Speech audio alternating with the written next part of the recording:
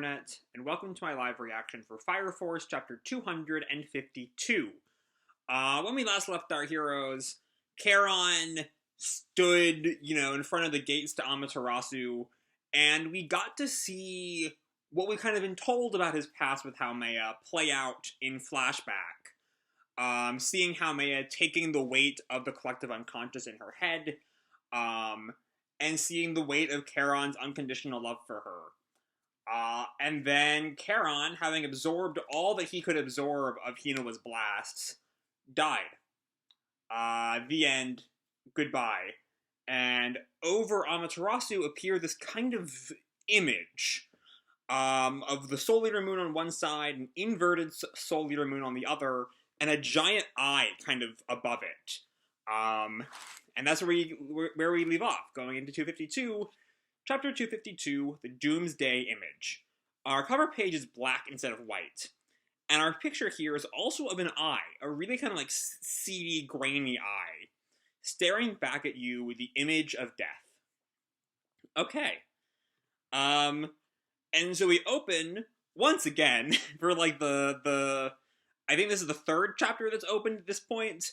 The key in Amaterasu. The key has been inserted into Amaterasu. The Cataclysm begins here. Well, the blurb is saying it must actually happen this time. And we see from the generator all this like lightning forming, going out, I think, from the generator. As Vulcan and Lisa can only watch in horror at their abject failure. And Giovanni, the Giovanni, whatever you want to call him, laughs. This is where it all begins. And we see outside, we don't really see the Soul Eater Moon here, but we see one of the little eye planetoids. It's a better, more clear depiction of what was going on at the end of last week.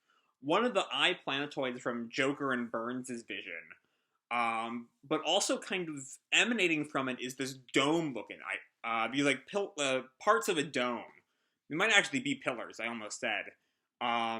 We can only see 6 of them, but there could be 2 more. Just 2 more that could lead to 8 pillars. Which would be fitting. And Obi looks up. What the hell is happening? We see Maki thinks an eyeball? And Arrow, the only one who really understands what it means. Adola has linked with this world. The 8 pillars. Yeah, there are 8 of them. It's absorbing our thoughts. And we see her speech bubble is like takes up over half of page 6 here. Doesn't exactly tell us what absorbing our thoughts means, unless now everyone can hear each other's thoughts? Possibly? I don't know. No, then we see it's absorbing our thoughts line extends beyond the... Also, before I say that, let's take a look at the structure now. At first, it looked like one of those, moons with an eyeball just kind of there. Now it looks like it's just the eye part and a little, like, dome on the top to make it look more, not quite spherical, but kind of oblong with the 8 pillars. And then Arrow's "it's absorbing our thoughts" seems to be coming from the structure itself. Also, we get one of our first looks at the Tokyo Empire from this great a distance. We see just how small of an island it is compared to modern-day Japan. I can see what might be the Chinese peninsula off in the distance from it. But also, we get a look at just the size of the structure. That it's well over all of Tokyo. Which seems larger than it appears on pages 4 and 5. Yeah, this is just a fucking weird thing. I don't know. And Dragon looks around. Finally started, has it? I was getting tired of waiting. I'm quite bored, to be honest. I thought perhaps you'd be a little more entertaining, boy. We see Arthur is still standing in front of him, unable to really do any damage. And Arthur looks up at Dragon, and Dragon continues, this emptiness, the despair.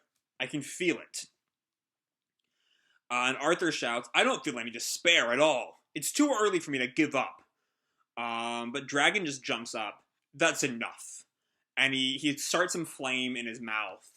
Arthur just stares him down. And then we cut back to Charon, who is not dead quite yet. He is, whether or not he will die in a minute is another thing, but he is full up of energy. Thanks for all the energy. And Hinawa looks at him. The energy that he's absorbed is about to explode. It must be destroying his flesh. Now you can have it all back. So I complained a little bit last time that if that was Charon's final moment, it was a little anticlimactic. Didn't quite seem like the right word, but I imagine he'd go out in at least a little bit of a blaze of glory, and we definitely did not get that last time. But it looks like we might be. And given Hinawa's line here about must be destroying his flesh, I think it's safe to assume that he's not going to survive this attack, which might give us the grand final Charon moment that we didn't really get last time. Especially given how Meia's reaction to last chapter, it still seems to be, he's dying here. I don't think Okubo's going to walk back that cliffhanger. Anyway, Hinawa calls Maki, and Maki gets ready. Ready! Here's my final gift to you, Fire Force. And we see, he's like muscles bulging, flame kind of coming from his mouth, and his one revealed eye. His bandana also has the flame coming out of it. He's just in his final form here. It's a fucking great panel. And we just see kaboom as he explodes. Maki tries to contain it. And Maki, confident, it's just heat energy. I can stop it. I'm taking control. And we see Maki in front of this background of gears or something. As she tries to assert her dominance over the heat. And it hits her, and she's pushing it back. And it seems to be working. I'm kind of shocked that Charon's final moments are seemingly, just not gonna do any lasting damage. Though maybe not. Maki is still straining, though, and Hinawa calls, "Good work. Just keep it under control and I'll deflect it. Counting on you." And then Hinawa looks at it. Now to put Charon's final attack to good use. But how? And then he looks up and he sees Dragon in the sky. Dragon! Though, given that's a thought, and we know that the eye structure is absorbing thoughts at the moment, Dragon might be able to see this coming. But we see Maki is starting to lose control, just in time for Hinawa to take over. Trajectory control! And he throws the whole thing right at Dragon. And we see just the strength of Charon's final attack. It's this gigantic diameter, takes out whole buildings, blocks away. It's a huge fucking move. It goes well into space, far beyond the eye thing. It looks to have even cut into the rings that have been surrounding the night sky. Which is certainly interesting. And Arthur asks, Charon creating an attack like that? And Hinawa, exhausted from, the most powerful bit of trajectory control he's ever done. Keep in mind, most of his trajectory control is the little explosions that a gun causes when it shoots. And this is much, much larger than that. And Hinawa, Dragon or not, there's no way he survived. But Arthur stops him. No. An attack like that wouldn't even put a scratch on someone like him. That's not good. I hate to say it, but even with true Excalibur, as I am now, our rematch will resume. I've got one thing left that'll make me a true knight. Okay. What is that? And then we come back to Obi, who is still examining the eye. As he says, what's happening to our world? And then we see the whole planet as the thought. What the hell's happening to our planet? And we see the other side of the world. Everything beyond Tokyo is in flame.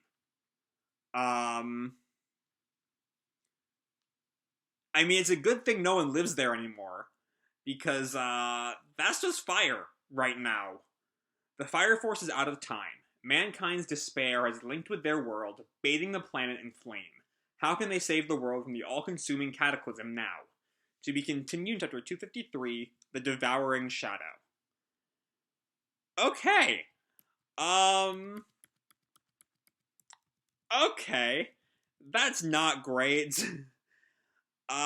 Yeah, about, I'd say 90% of the planet is in flame right now. And no one in Tokyo knows yet. But it seems to be caused by the collective consciousness. I don't know. I don't know where I don't even know what happens next. Charon is dead. Definitively now. Exploded, went all out in one final blast to take out the Fire Force, and failed. It just didn't work. I don't know. Like, the Fire Force are none the worse for taking Charon's final blow. And as a Charon fan, I'm not sure how I like that. I don't know. Also, given the greatest part of Charon's of a good Charon fight was just how physical it was. Him just, casting self-destruct on himself isn't, like I kind of said last week, is not really my favorite way to say goodbye to his character. I mean, all the thematic strength of it, of him, guarding his dream, giving Haumea the salvation that he believes her to need, and that she believes her to need, is all very, very in line with his character. Is a very fitting way, from a story standpoint, for him to go out. But from an action standpoint, I don't really know how well it works. I don't know. It's mostly, like, it does the job. But I feel like his final attack is just dealt with a little too easily. Maki holds it back, and Hinawa comes in for the trajectory control. Like, even if it doesn't actually take down Dragon, it still didn't negatively impact the Fire Force in any way. So it's just, I don't know, it's just kind of an anticlimactic ending for Charon. I don't know, maybe it's just me, maybe other people are perfectly fine with it. But anyway, according to Arthur, Dragon is still fine from that attack. Even seeing just how huge the beam goes, like way out into space like that. Which I'm not entirely sure is quite how, I mean, I'm about to say not quite sure how gravity works. I feel like gravity would make the fire kind of bend with the earth, I think. But it's not that different from what we saw with, Charon reflecting Notaku's blast to the moon. And maybe you could even say, in the collective consciousness, that's how it would work, given how close Adola and the real world are. That's just how people would think it would work, and so physics is kind of bendy right now. I don't know. But, like, it's fine. It's a fine end for Charon, but I just wish it was a little more oomph to it, I guess. Like, it's just resolved too easily, is my big issue. But yeah, Dragon is gone for now. Given that he's, like, Arthur says that he'd be fine from that attack, but he's also not there when the attack fades, so he's, at the very least, disappeared for a minute. Leaving, I mean, Ritsu is still there, but no one seems to be terribly concerned about Ritsu right now, and given that none of them really know about the flame, the 90% sun they live on right now, excuse me, I don't know. I just don't know. I just do not know where we're going from here. And that's just a really exciting feeling. Like, anything could happen right now. The pillars could just could be inside the pillars of the eye structure, for all we know. Which will let Shinra and Sho and Iris and Inka and Haumea and Amaterasu for the first time all get in on the action. Haumea and Sumire too. Yeah, I don't know. I don't know. I'm excited to see where we go from here. Like, I feel like it's a wide open canvas, which is a weird thing to say at this kind of like climactic point. Anything could happen right now. But it also feels really good. I don't know. It's got some great moments. It's nice to see Maki taking an active role in something. She doesn't get to do that enough. I can't think of a time she's really done that since the end of Nether 2. I mean, she took part in the Butcher fights, if I recall correctly, but that's been a while. But yeah, the chapter is fine. I just think Charon deserved, I don't know, an ending with more oomph is the only way I can describe it, which doesn't really mean anything. But it's kind of what my thoughts are on that. So, yeah, that's all I got to say for this video. Hope you all enjoyed the chapter and the video itself. If you did, feel free to drop me a like or subscribe, or, do whatever makes you happy, And remember, your life is your own, okay? Bye!